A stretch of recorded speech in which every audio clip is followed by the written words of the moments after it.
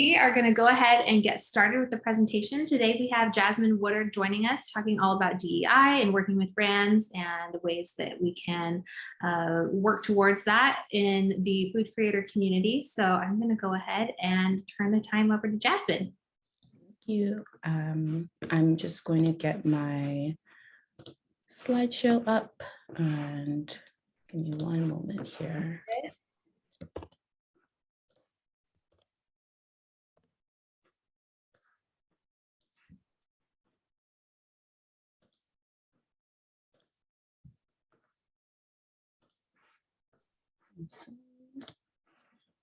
Share it.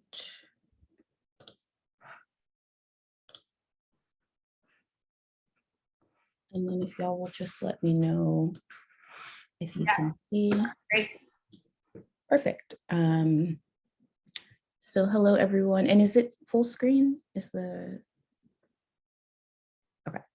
Hi everyone. Not sure who all is in the room just yet, but I know we're recording for the benefit of folks who cannot attend in real time.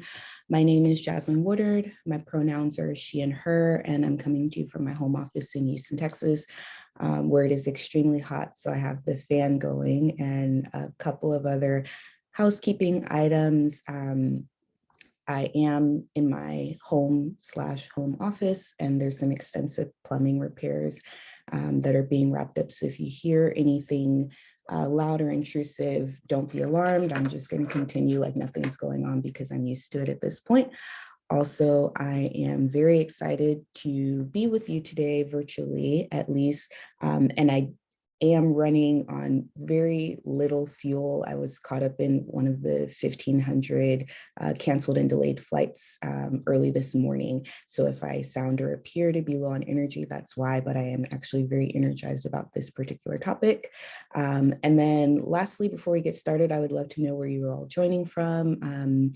I know that Abby is moderating the chat, so please feel free to introduce yourself with your name and location, and then what you hope to learn today so that I can make sure I address exactly that. Thank you to the Tastemaker team, especially Amanda and Abby, for having me for this very important conversation.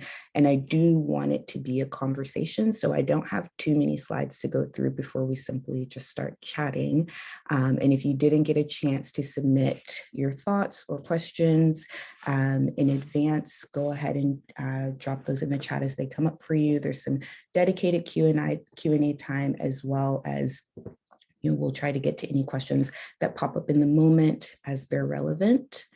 So I first want to give you a bit of insight into how I came into this space, or why you should even listen to me on this particular topic. About 7.5 years ago, I launched a food and recipe blog at almost the exact same time that I started working full-time in human resources, specifically diversity, equity, and inclusion. And balancing these two professional buckets over the years, there's been quite a bit of convergence where I've recognized natural overlap between these two worlds, and I've gained skills in each one that served me in the other. There are ebbs and flows in how well I can balance these two as I've changed companies, support my family, manage my own health and priorities, and things like that. But I truly enjoy being able to dip into both worlds in a way that is rewarding and authentic for me. So on the D&I side, I had started my full-time corporate career in this space in December 2014. My current title is D&I Program Manager. Just literally a couple of weeks after that, I launched my blog, Dash of Jazz, where I'm the founder and chief content creator. So I've always balanced the two for the last almost 8 years. On the D&I side, my primary kind of themes or buckets of work are communications, training, and employee resource groups. And then on the blogging side, my content verticals or pillars or themes are food, travel, and a little bit of lifestyle here and there. As far as education, I think anyone on the line would know that you can't necessarily go to school to be a blogger. But I do have a bachelor's degree in marketing and management, which has been surprisingly helpful, and have also engaged in just a large degree of continuous learning over the years, which I think any content creator on the line could relate to as well. On the D&I side, I have a master's degree in human resources and a couple of professional certifications. And I've also engaged in quite an extensive degree of on-the-job learning and continuous learning, much like on the blogging side. I am, or just recently wrapped up my tenure as an Emerging Professionals Advisory Committee member, which is a national council that advises on issues related to young people, people from diverse backgrounds, specifically within the HR industry. And then on the food blogging side, I just wrapped up my time as an inaugural Pinterest resident creator. And I'm on the board of 2 collectives that specifically serve, amplify, and educate bloggers of color, specifically Black bloggers in the food space, Eat the Culture, which I'm representing today. And I know we have some of my other founding board members here, and then Houston Hosts, which brings culinary and travel content creators from all across the country to the city of Houston, which is where I'm from.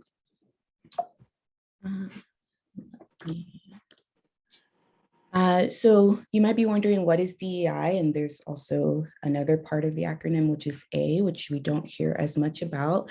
So I want to give you just some foundational grounding in that before we jump into how it's relevant to our field of blogging and content creation, working with brands. So the first is D, that's diversity, which simply refers to the many traits that make us unique. And those can be visible or readily observable, or invisible. And some examples of those visible differences or traits include race, gender presentation, age, the need for mobility assistance or mobility aids, whether you have an accent or a dialect relative to where you currently are in the world. And then there are also invisible traits, and those can include nationality, religion, physical or mental disabilities are often invisible. Whether someone is a former or current armed services member or veteran status, person's sexuality. There's also the E, which is equity, and that speaks to addressing the variety of systemic factors that cause us to have different experiences in the world. That can be in the workplace, that can be in everyday conversation or in broader society. And an important note about equity is that it's different from equality, which attempts to provide the same resources or fixes for every person, regardless of their actual need. There's a really common graphic that you might have seen that illustrates the difference between equity and equality. And there's 3 people of differing heights that are trying to watch a baseball game over a fence. And each one of them is provided a box to stand on. The first person actually doesn't need the box, they're able to see without it. The second person, it is helpful for, and the third person could actually benefit from 2 or more boxes. So they still can't see, even though everyone has been treated the same or given the same level of assistance. In the equity frame, this is switched a bit, wherein the person who doesn't need any assistance at all is just simply watching on their own 2 feet. The person who needs the box still has the box, and then the person who needs more height assistance has both that original box and the box of the first person who didn't need it. So this really just speaks to meeting people where they are and taking into account that not everyone is starting from the same place, and you can't take a one-size-fits-all approach to equity. And then inclusion seeks to reflect the actual mix of experiences and perspectives and voices that exist in our society, rather than just one or very few that have been historically dominant. Over time, a relatively small and homogeneous group of people and nations have written our history books, established the rules and laws that we follow, and even defined what's normal just based on their experiences and preferences. And unsurprisingly, that's not accurate, and it's certainly not inclusive. And it actually seeps into so much of what we do and see on a daily basis, from how products are marketed and labeled to how public spaces are designed for people to access them, and even how different people are treated by our government and our law enforcement. And then the last, which often gets forgotten, is the A, is accessibility. And that simply refers to different measures and practices that ensure people with different abilities can experience and access all of society. And so something of importance to this industry of blogging that isn't always captured in the DEI acronym is that A, the accessibility.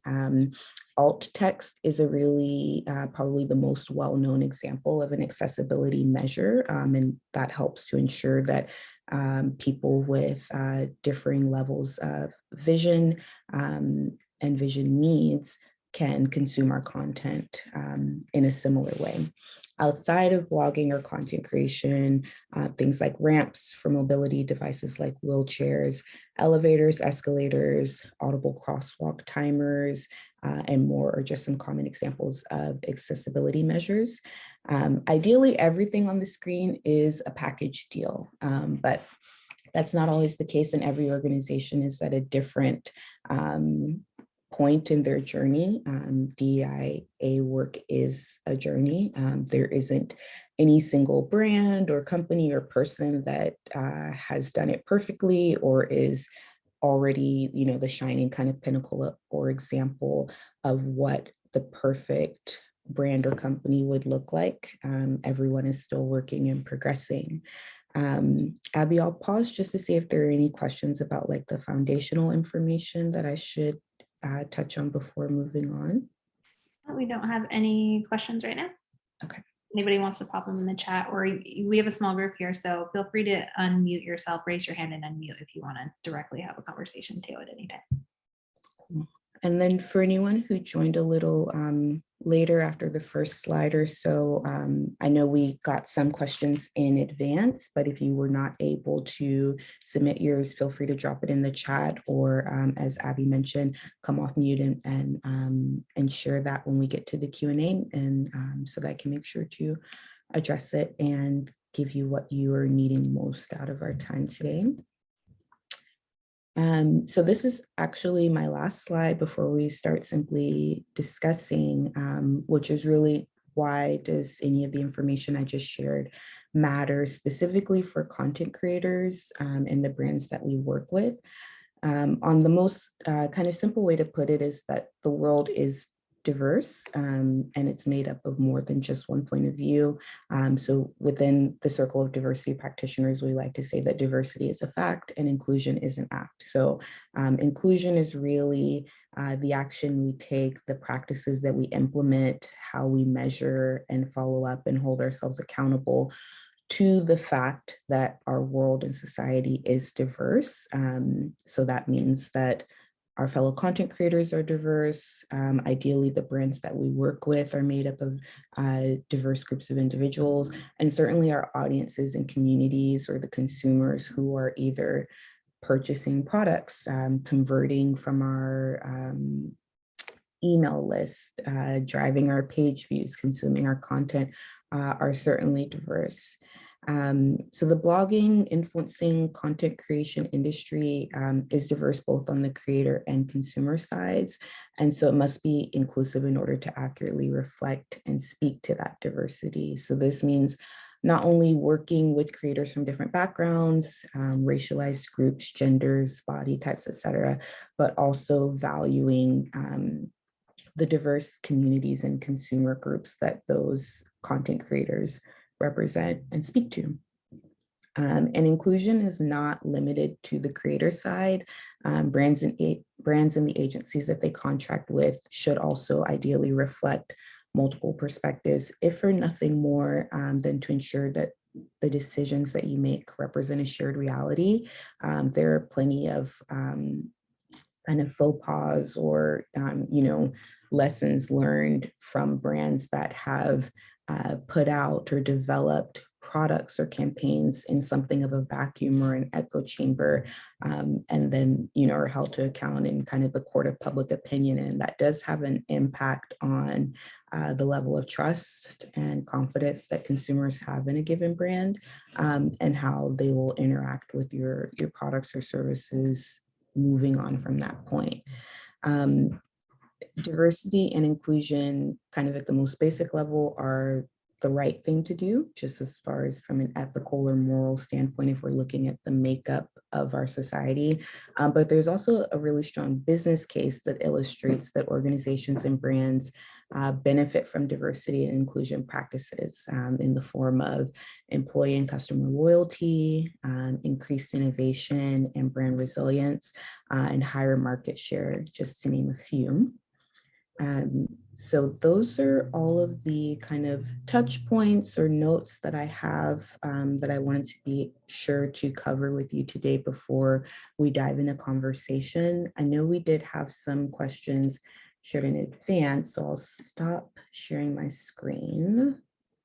Yeah, and I can go ahead and we can start with some of those questions. And as we start talking, feel free to leave in the chat or mute yourself, because I think once they're pretty well-rounded, good questions that I think can form a really good discussion around this. So Marta, you had put this into the Q&A here, asking, is it uncouth to ask for a brand's past collaborations to see if they're using me as the token or insert underrepresented group here? Yeah, so that's a really good question. And I think that one that many content creators of color, who are women, who have disabilities, who have some kind of trait about them that makes them different from the mainstream of what we see as far as brand collaborations, as far as the stereotypical image that comes to mind when you think about a content creator. So it's a very natural question to have. And the short answer is no, it's not uncouth to ask that, depending on, the level of awareness or intention that the brand representative you're working with that's reached out to you has. They may have, a negative or kind of initially surprised reaction to that kind of question. But I think that especially since 2020, it's become more and more common for content creators to engage with brands in this way, and to hold them accountable beyond just making sure that we get paid on time, which is, I know, a big one for freelancers. So in short, no, it's not an uncouth or inappropriate question to ask with any, especially if you don't have any illustration of prior creators that the brand has partnered with that reflect your community or reflect the diversity of our communities. And I would just simply follow up the question with your reasoning. Similarly to when someone goes to work for an organization full or part-time that is relatively homogenous, or maybe has a history of being hostile or unwelcoming to people who are different, it can be a very isolating and scary thing to sign on for something like that. And you would just want to have that discussion with the brand representative at the outset. And it's perfectly fine to be the first. We can't really get anywhere if no one takes that plunge. But I do understand that it can be scary.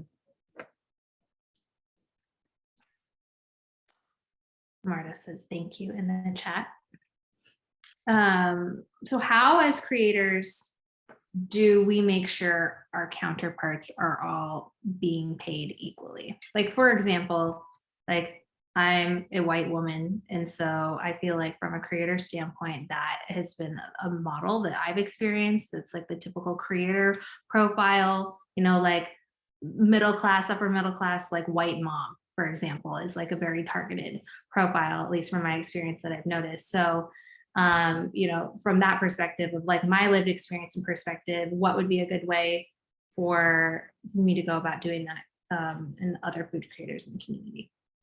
Yeah, so I think kind of similar to Marta's question, it's about having those conversations and just being bold enough to ask. And this has implications, like it's not unique to the blogger or content creator industry. Even in the work that I do on the corporate side for different um, corporations and large companies with thousands, tens of thousands of employees, it's very uncommon for people to have like open and transparent conversations about pay, and that only serves to benefit the organization cutting the check. So part of it is just getting past the taboo of having those conversations with your peers, even outside of, oftentimes, we sign NDAs or contracts or things of that nature that prevent that in the, for the duration of an engagement with the brand. But in regular conversation, I know that I reach out to, I have kind of like a circle of bloggers who are mostly women and mostly Black women in Houston. And we often get tapped for a lot of the same campaigns. So at the very first reach out, I kind of reach out around within that circle to see if other people are also, having similar conversations and, what amount they're thinking of pitching, and how the negotiations go, just to make sure that we're all on the same page. Because when one person is underpaid or undervalued or underbid, has implications, regardless of your race or your gender or anything like that. It has implications for all other content creators, and just continues to kind of devalue or lower the amount that we're able to command for the work that we do. And the industry is not very transparent. So it really is dependent on the people who are doing that work to drive that transparency. A lot of companies now have pay transparency practices or conduct internal and external pay equity studies to ensure that people are paid fairly. And that comes initially from employees requesting or insisting upon that. Awesome, thank you. How do we as creators make sure that the campaigns we are on are diverse? Yeah, that's a really good question. And actually, Marta and I participated, or it's not yet wrapped up, are participating on a campaign where she was a really good advocate for this. And simply, again, so much of it goes back to conversation because we're still at such a relational point in this industry.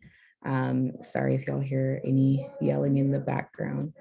But we're still at such a relational and relatively beginning stage of this industry wherein things can be determined just on a one-to-one basis. And so Marta was tapped for a campaign that was a pretty good fit for my content profile and experience. And she inquired with her contact as to what the diversity was of the roster of influencers that were working on this project, and was able to recommend more diverse creators, more creators from different backgrounds to help fill out that roster of consideration. Of course, you still have to meet the same criteria that the brand is looking for.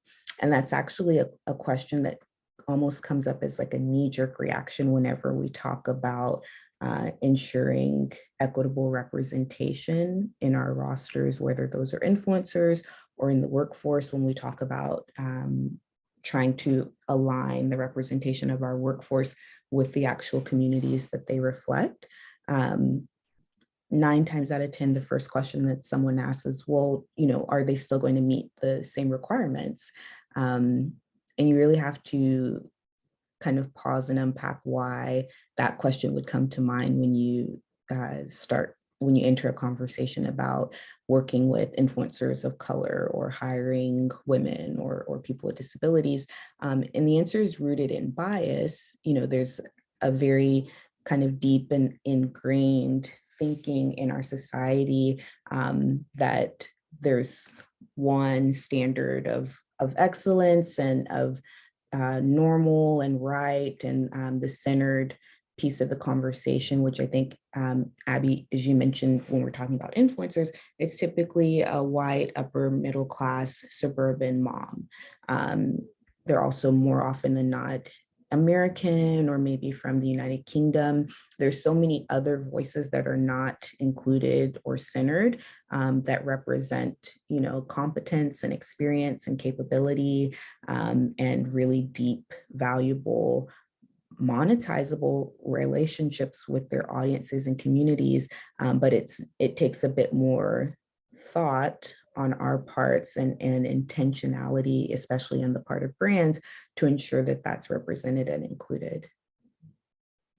Yeah, thank you for that. And I also think too, like, to add to that, it's like the able-bodied side of things as well, that I think often goes unnoticed, or even in terms, I think, of advocating for other diverse groups. I think that's also really important.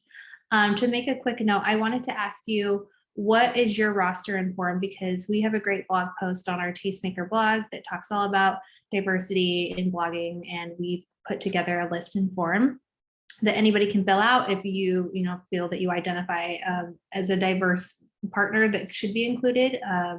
But what other rosters or resources do you have for that, for the food creator community to use?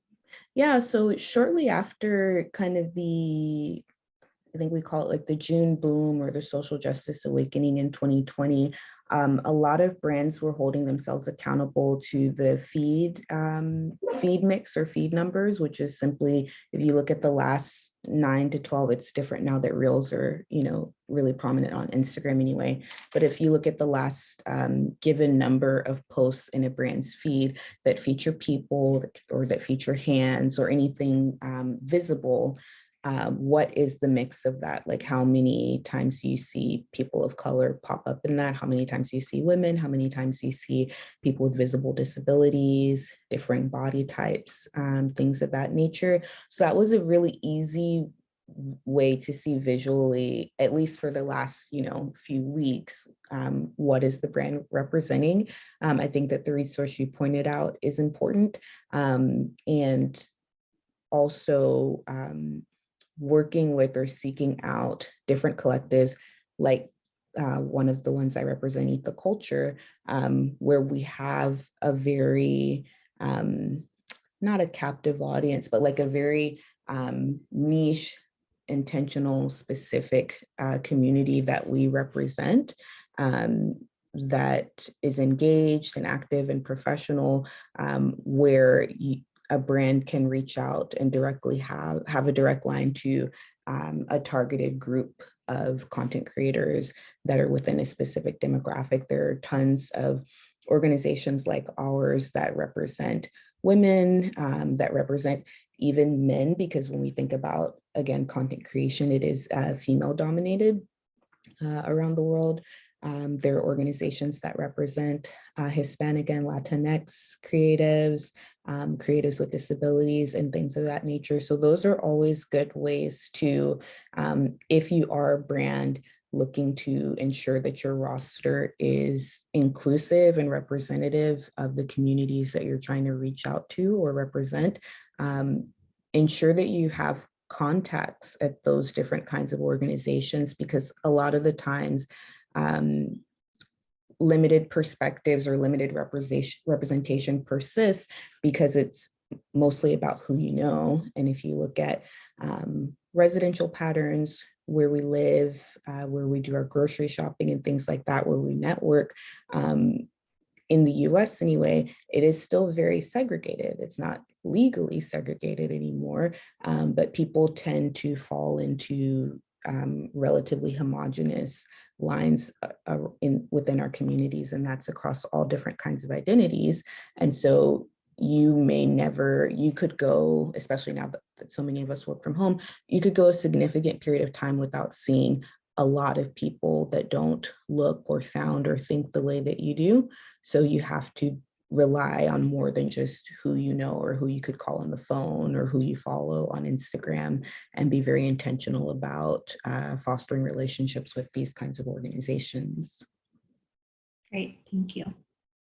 Next question is, what should brands be aiming for in 2022 for diversity? So for example, should they look for 10% better than they did last year, or overall everyone should be 60% BIPOC creators or more, or LGBTQ, different accessibility levels, all of that included. So what is a good, I guess, accurate measure? How should it be measured?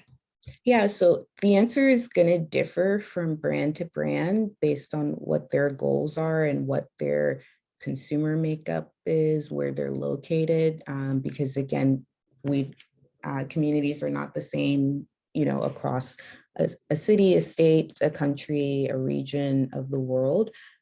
So I encourage people to seek out personalized metrics that are really reflective of where they are and where their consumers are, rather than trying to force kind of a one size fits all approach. As a DEI practitioner, I'm a big fan of metrics. There's a lot of, again, resistance that tends to come up when you talk about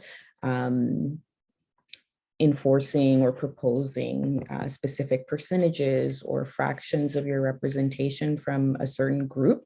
But we know just from the way that time has progressed and where we are with the current state of things versus where we started, that it is very difficult and almost impossible for this kind of progress to occur 100% organically. And so you do have to start somewhere with some way of holding yourself accountable if you want to see any progress, because if it could happen organically, it would have in the hundreds and hundreds of years that have passed. So there does have to be some intervention. And when you think about kind of how we've gotten to the current point where we are, the architects of things like racism, things like sexism, ableism, did design society very intentionally. It wasn't by accident. It wasn't just organic. No one is born or comes into this world believing in superiority or inferiority or segregation of people based on differences. It's something that's ingrained over time and has to be intentionally built into things. So we also have to be intentional about unpacking and unbuilding and unlearning those kinds of things. So there isn't, to answer the question more directly, there isn't a specific number that I think brands across the board should be seeking. I think you do have to do some research and be intentional and personal in developing whatever your number is.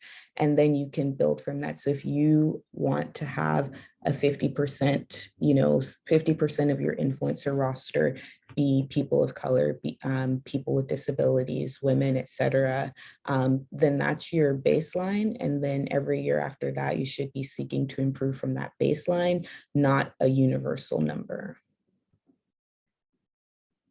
Wonderful, thank you.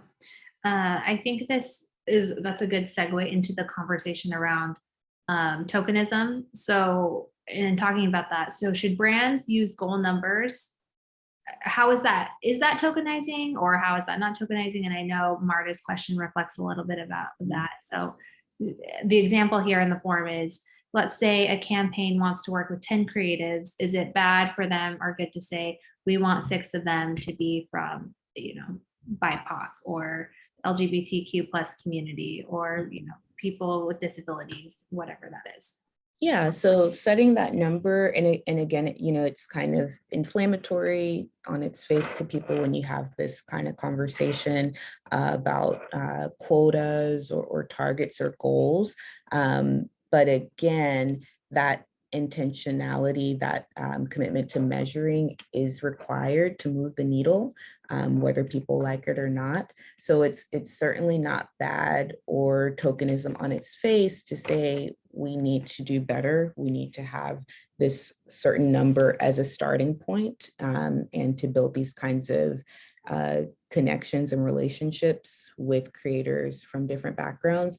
The kind of gross or tokenism piece comes in how a brand goes about it, in how, if brands are simply just looking at, okay, you have Black skin, or you use a mobility device, or you have a different gender presentation than your gender identity.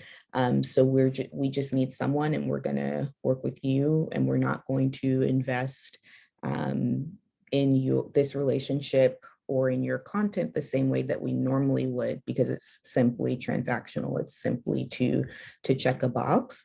There has to be that same commitment to cultivating the relationship with influencers, regardless of their background, and also to understanding their audience and what the goals of that collaboration are. If a brand is working with a Latinx creator that has a primarily Spanish-speaking audience, but is not tailoring or changing anything else about how they go about a campaign or the process, or really even seeking to reach that kind of audience, then it's not ultimately going to be fruitful or successful for either party. It's not going to be sustainable.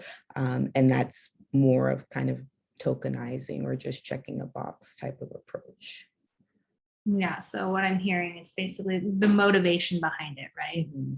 Like if your motive is to actually help change the system, I think that's going to be obvious, right?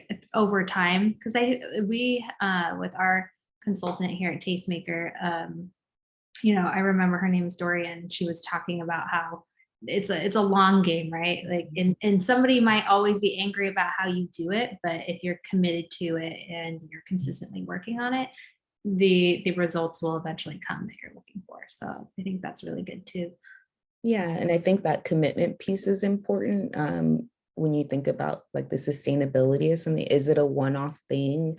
I think plenty of people who are content creators of color that might be on the line today could speak to the rush of outreach that we received at a specific point in 2020, and how that tapered off, and how that was anxiety inducing in and of itself, because you really felt like you had to capitalize and seize opportunities as they came, whether or not they may be a good fit or not, because you don't know how long people are going to feel bad, and prioritize working with creators of color, and when that might settle down or taper off, or people forget about it, or it becomes more quiet. So you really felt like you had to ride the wave and say yes to so many things that came in, whether they were sustainable for you, whether they are a good fit for your brand, because there's a reason behind the outreach, and it may not last always. So, I mean, can we talk about that a little bit? Because I think that's a really interesting, like, social phenomenon, really, of what happened with all of that. And I feel like that would be a good litmus test and indicator of brands who actually do care and are committed to making a change within the systemic injustices across the board. So, do you feel like there were any, I mean, not to call any brand out or anything like that particularly, but do you feel that there's definitely a group that were tokenizing in the moment, I guess would be a way of saying that, or the other side, brands who have done a really good job of making sure that DEIA is part of their brand narrative? Yeah, and so I think there's a couple of measures of that from a creator standpoint that you can see, like you can either readily observe or you can ask for more information on. And it part of it is who it is that you're working with on the brand side. Like, is everyone that works there white, for example, or no one has a disability, or no one has, varying kinds of experiences, but they are, seeking this diverse roster of creators and not looking at what their internal representation looks like, or really seeking to be able to fully understand the perspective that they're looking for, because that also comes up in, edits. I know bloggers, have varying opinions on edits, whether you'll sign a contract that includes edits or things like that. But I got tons of brands that reached out wanting to work with me in 2020, kind of out of nowhere. I also got tons of followers on Instagram that I don't get any engagement from anymore. So, the motivation kind of seems to be similar. But they would gush about, the quality of my content and my voice and wanting to work with me. And then when I would submit my drafts, they didn't understand, some of the lingo that I used or anything like that. And, would suggest all these edits that really kind of stripped the character and personality out of my content. And so, there's kind of like continuous conversations and education around what I mean by things or how this is going to resonate with my audience versus maybe the audience that you're used to, trying to reach. So I think, it's a good indicator of, the brand's commitment as far as how much they're willing to understand, like how much they're willing to engage in conversations and learn and recognize, limitations of their current roster or level of understanding for different communities. If they're just kind of trying to stuff you into a box or, check a box, then that's a good indicator. I think also just the length of the engagement, the length of time. So many of the brands that I worked with in 2020, one of kind of the leading practices for bloggers to get repeat, to have sustainable income is repeat business and working with the same brands over time. And, after December 31st, 2020, many of them I just never heard from again, despite, reach out. So, and of course, budgets roll over, metrics come in and maybe, brands decide to go in different directions. But the level of response and the kind of response that you get to those kinds of reach outs can also be telling. And then I think when you look at time, it's also time of year. So right now we're in June, approaching Juneteenth, and in the midst of Pride Month in the United States. And so there are lots of companies that have these really big external campaigns around what they're doing for Pride Month, around how they're partnering with LGBTQ plus creators. But, internally, they have employees that belong to the same community that have, negative experiences or don't have equitable benefits or feel like outsiders in the workplace. So it is incumbent on bloggers and content creators to do a bit of research and ask questions that might seem tough or uncomfortable if you really are committed to doing this work and to working with brands that are also committed. And on the brand side, I think it's always good to get ahead of any questions and be very transparent about where you are and where you're trying to go as a company with respect to diversity, equity, and inclusion. And not to lead with that if you don't really have, a track record to back it up, to be transparent with creators that you're seeking to work with, even if you know that it's going to be a one-time thing. A lot of creators that belong to communities that have specific months, like Hispanic Latinx Heritage Month, Asian Pacific Islander American Heritage Month, and things like that. It's like clockwork that we'll hear from brands 4 to 6 weeks before the month about, really exciting and energizing campaigns that they're working on to occur during that time frame, and then never again until the following year, if at all. So it's also important for brands to be really thoughtful about having representation year round, not just to coincide with a certain holiday. And if you only have budget as a brand representative or a PR person, if you only have budget, kind of from the top down for those limited kinds of engagements, at the very least, you want to give content creators ample notice and respect to generate their content in a really thoughtful and meaningful way. So that's always translates to more time. So don't contact Black creatives about Black History Month content in January. It's already too late. Yeah, I mean, Marta just said in the chat, like, it's heartbreakingly hilarious. She received an email today asking her to host a Juneteenth Instagram live for no pay, first of all. And right, like what day is it? The 17th? Like that's ridiculous. Yeah. So yeah, and Stephanie said sometimes it's like an afterthought, Mhm. more or less. So yeah, that's really good advice. Thank you for addressing that. Yeah, of course. I think like that is all we have for the questions right now. I'm just curious, like from, I can only use Tastemaker as an example because I am a business owner. This is a community where we try to be inclusive. That's, one of our brand pillars is community. And obviously we want everybody to feel that they are represented in this space and like full transparency. And we have this on our diversity and brand narrative. Like I'm white. I've already able-bodied, upper middle class mom woman, like your typical image of what that looks like. And our team is the same, for the most part, same type of identity there. And that is something that when we started, like I just didn't really have any frame of reference around realizing in 2017, oh, this is something that needs to happen and to engage, an audience if we really do want to be inclusive there.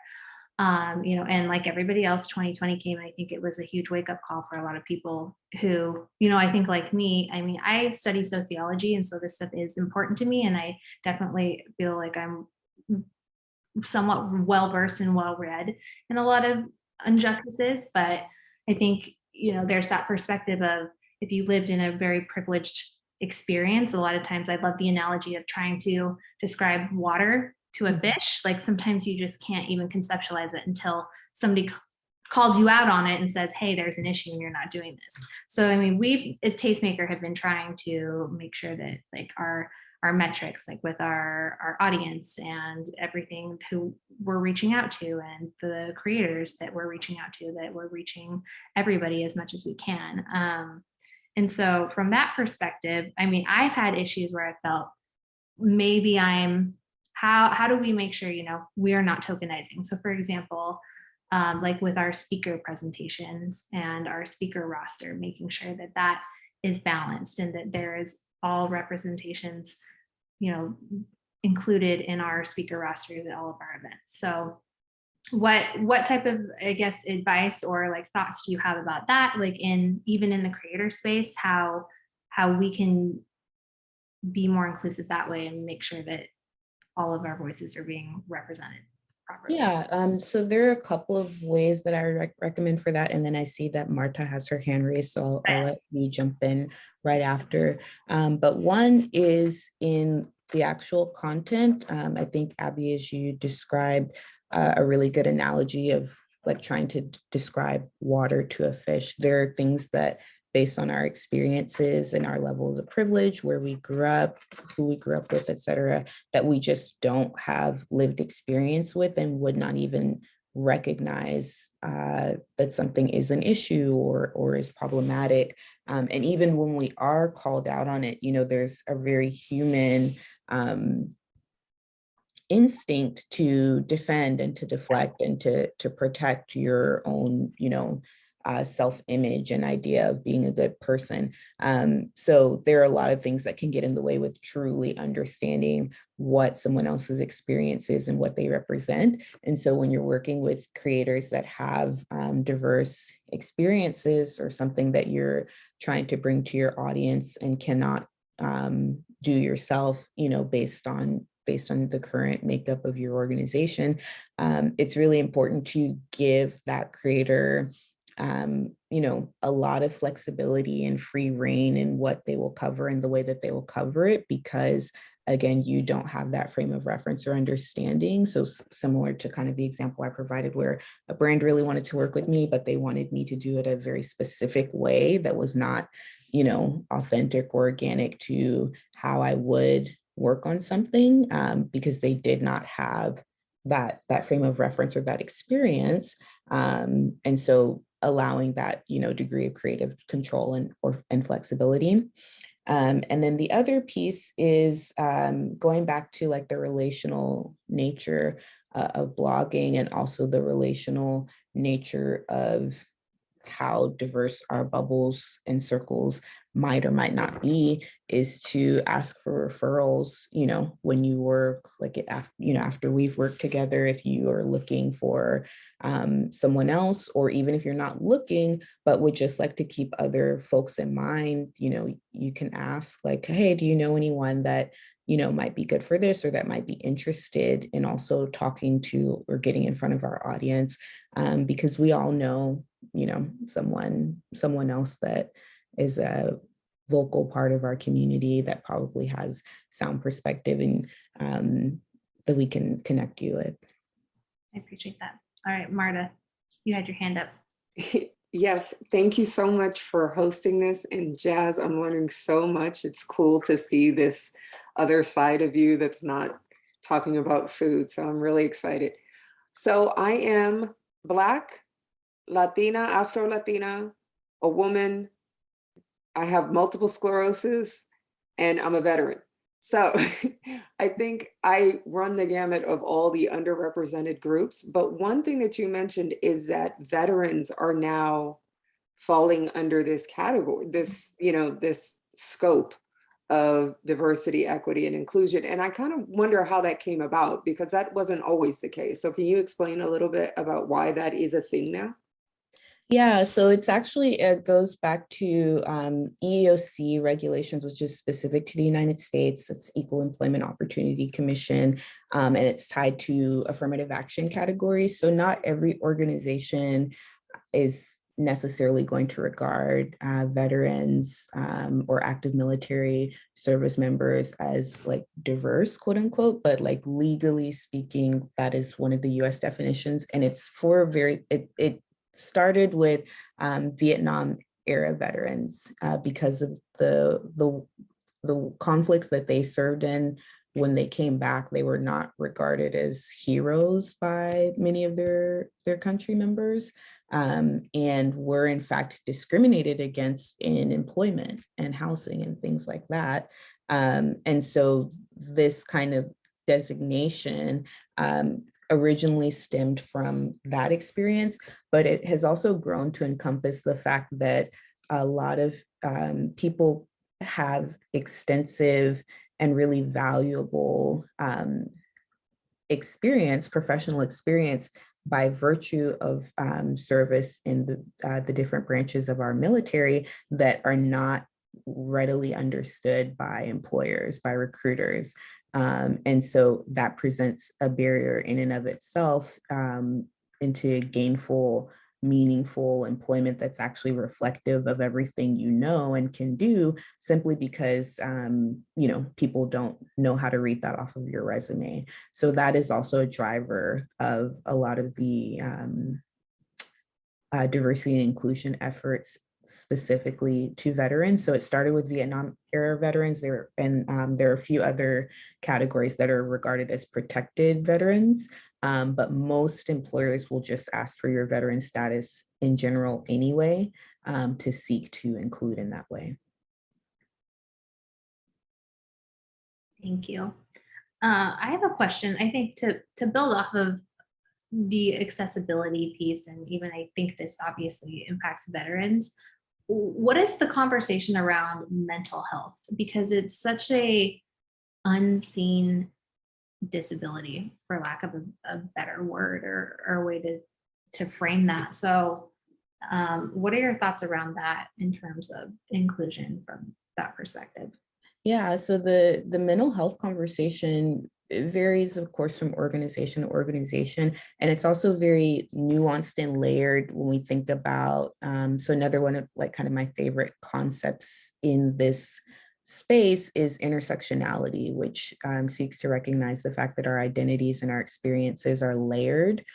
So as Marta said, there are many different aspects to her identity and how she experiences the world. And you can't really separate one from the other to say, well, because you're a woman, this is your experience and this is how things will always apply to you, because she is also a woman of color. She also is a veteran. She also is a mom, and has many other like aspects that all intersect and shape very uniquely the way she experiences the world and the way that people just perceive her. And so when we talk about mental health, there are many communities, including my own, where it's still very taboo to talk about, depending on your generation or who you're talking to. There are a lot of like historical elements of trauma for Black people, for women, for Black women, et cetera, that have modern day impacts on mental health, on how medical practitioners believe and perceive that we experience pain or trauma, or whether they even recognize it or not. And that's reflected in like alarmingly high maternal mortality rates for women in the US. So it's all interconnected. And so, but the mental health conversation is really nuanced. And at this point, I think incomplete, going back to the fact that, diversity and inclusion work is a journey.